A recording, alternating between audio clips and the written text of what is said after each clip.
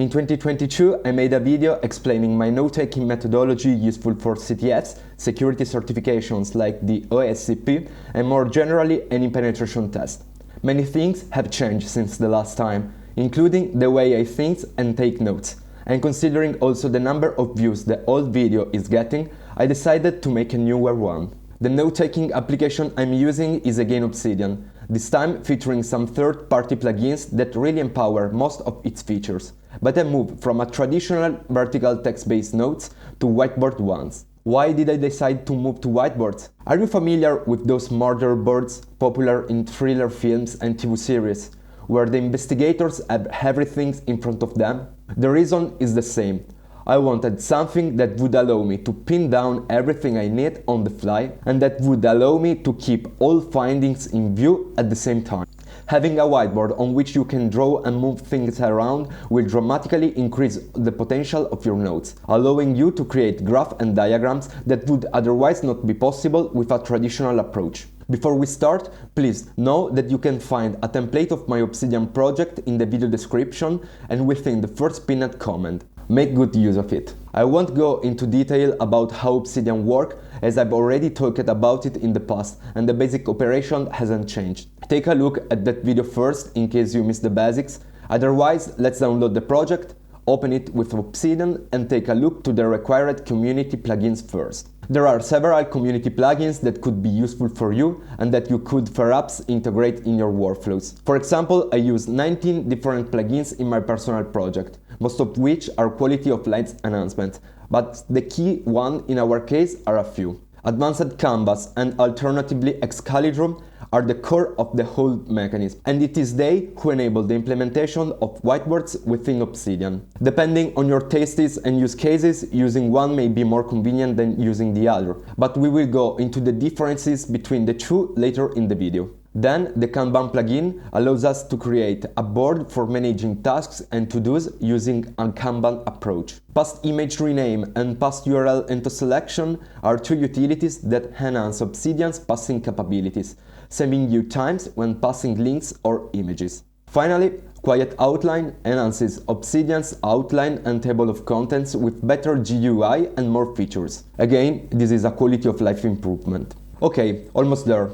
Before working live with the template, I wanted to digress a little more on some settings that I consider fundamental. This section of the video is not mandatory, but I still recommend you follow it if you are thinking of integrating your Vault with GitHub. If not, feel free to skip to the next chapter. The first settings we must change are Use Wiki Links and New Link Format. Here we must disable the Use Wiki Links and set relative path to file as the default behavior. Then we have to change the setting default location for new attachments to in subfolder under current folder. The reason for these changes is to facilitate the integration and use of our notes also on other platforms, especially if we plan to use Obsidian as a cheat sheet. Let's take GitHub as an example. GitHub does not support the use of wiki links, and all the files uploaded to GitHub will be hosted in the root directory of your repository.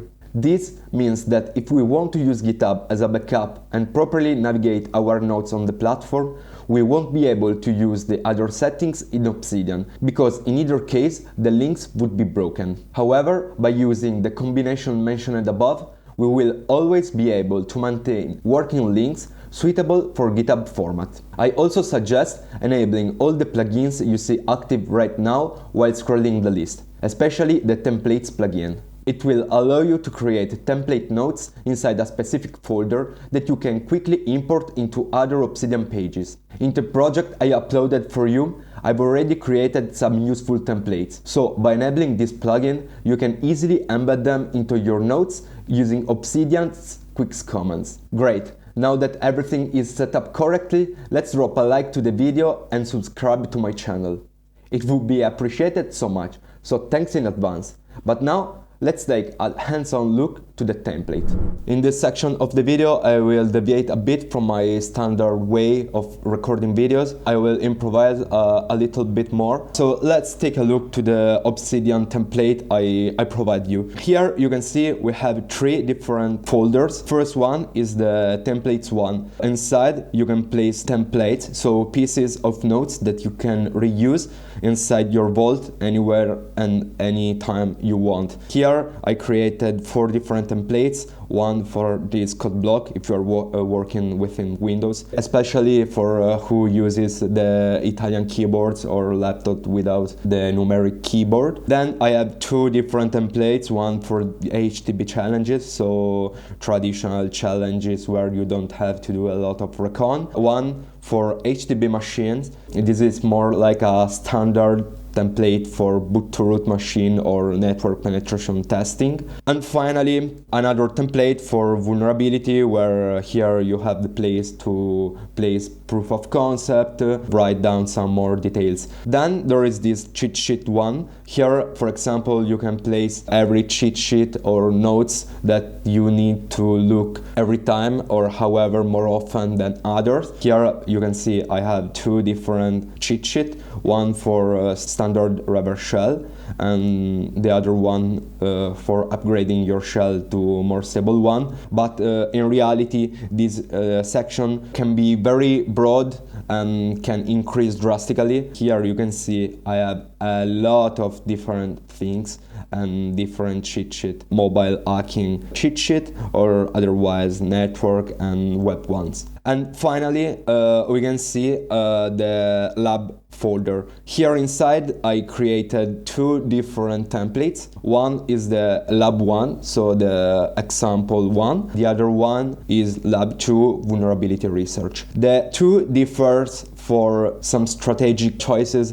I have taken to take those notes. Lab 1 is more like a traditional laboratory from the OSCP, for instance, or HTTP. Here I created 2 different versions of the same notes, one using Canvas, this one, and the other one using Excalidraw. Those 2 plugins can be switched one with the other, and they serve the same purpose. So they allow you to create infinite whiteboard inside Obsidian. Excalidraw notes are more like sketchy notes. You can, for instance, draw everything you want. You can create arrow manually. You can create your templates and then import them within your note, etc, etc. They are more sketchy. You can see the style is more handwritten than Canvas one.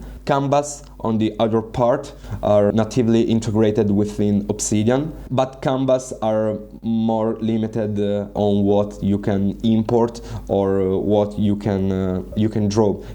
Here notes, for example, can be imported in 2 different ways. You can take a note and drag it inside, and you can see here you have your preview. You can resize it, and if you need, you can write and update it at runtime. So basically, it's like an iframe, a view of the note. Or otherwise, you can create a block like this, and then you can reference the note you want. Buff, for instance, is like a machine from a laboratory, and you can reference it here. You will have a link to that note, and yeah, you can resize it, you can move it anywhere you want, you can connect it using arrows, and here for arrows, you see we have different menus like this one that allow you to change the kind of the arrows. You can change the final arrow, you can add a label, and yeah, so this is the final layout you can adopt. It is useful because, for instance, in OSCP laboratory or network penetration test, you can have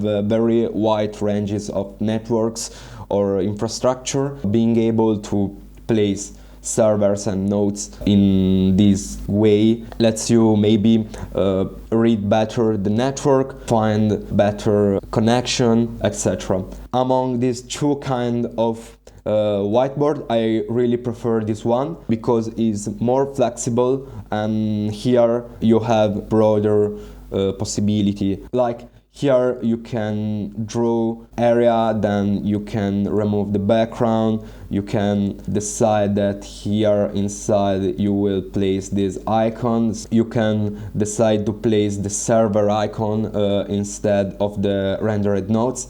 That maybe is not so pleasant to be read. By the way, you can also do the same, because here you can see I placed the buff nodes the same way as I did for Canvas, and I am also able to double click and edit it at runtime. So the possibilities are pretty much the same. Excalidraw allows you to embed nodes in more different way. You can place a pinpoint here, and then when you press Ctrl and drag over the node, you will get an overview. You can create an embed in this way, or otherwise you can place a link to the node attached to an icon. Same way, when you press Ctrl on this element, you can see the preview. I place for every network some sample. Those are older write-up for my machines I did back in the days, and I just use them as a mock-up in order to have something to put inside those networks. Imagine them like if they were servers that gets compromised during a pen test. And yeah, this is pretty much the way you can work with those kind of nodes when doing network pen test or pen tests that have a lot of different elements within the scope. The things that I really like about Excalidraw is the possibility to draw arrow and elements anywhere you want without any kind of limitation. So by instance, you can like do arrows in this way and connect them to other elements. I really prefer those kind of nodes. So this was lab 1, the example for, as I said, network penetration test. The other scenario I created to show you is the lab 2. This kind of nodes are the one that I really use for vulnerability research or penetration test against single target application or application that have 2 or 3 like domains or DNS within the scope. So for concentrated targets, in this case I create this standard structure of folders. One folder for the attachments, one for the Bark project, a folder for the loots. Let's imagine a path traversal that allows you to maybe download the source code of the application. So yeah, that kind of stuff ends up inside this folder. Then a proof of concept folder to store proof of concept script, and a folder for scans in order to manage them and to have all of them inside one single place. And finally, I created 2 last nodes. One which is a canvas or a whiteboard, and one which is a text-based notes. So inside the text-based notes, usually I just write a general timeline where every day of tests I write what I did and maybe what I came up across. If I came back to that note in 2 weeks, in 1 month, in 1 year, I know everything I did the last time. And then I also have a second note, this time a whiteboard, where I passed everything I found during the test that can be interesting to note if we take a closer look to these notes. By the way, this was the diagram I composed while researching OpenCart. Here we can see I write down some general information like documentation links that maybe can come handy while doing the research, credentials for the local setup, the target scope, and then I embedded the timeline, and then I pasted like the Docker environment setup I use it for the tests, misconfiguration that I came across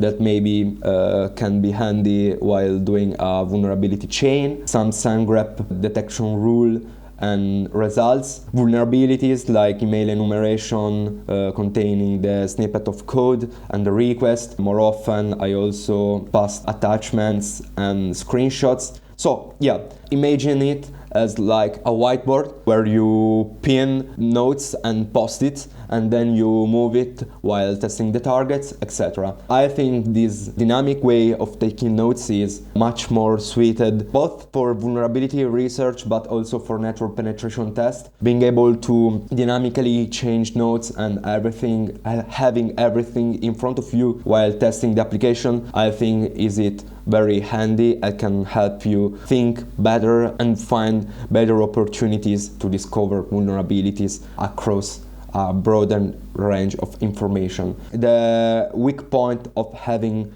vertical nodes like this one is that you need like a table of content that can help you remember what you stored inside the notes. But if you don't go up and down all the time, you maybe completely forgot about a particular screenshot or maybe some note that you written down back in the days and you completely forgot about. Using a board like this one allows you to just zoom out or zoom in and see the whole picture, and so can be very helpful to keep everything in mind while testing the application. And so yeah, those are the two categories, and I hope they can be handy also to you. Thanks to everyone who stayed with me up to here. I hope you enjoyed the video and that you found it helpful. If so, please consider leaving me a like and subscribe to the channel so we can meet again in the coming videos. Having said that, see you next time. Ciao!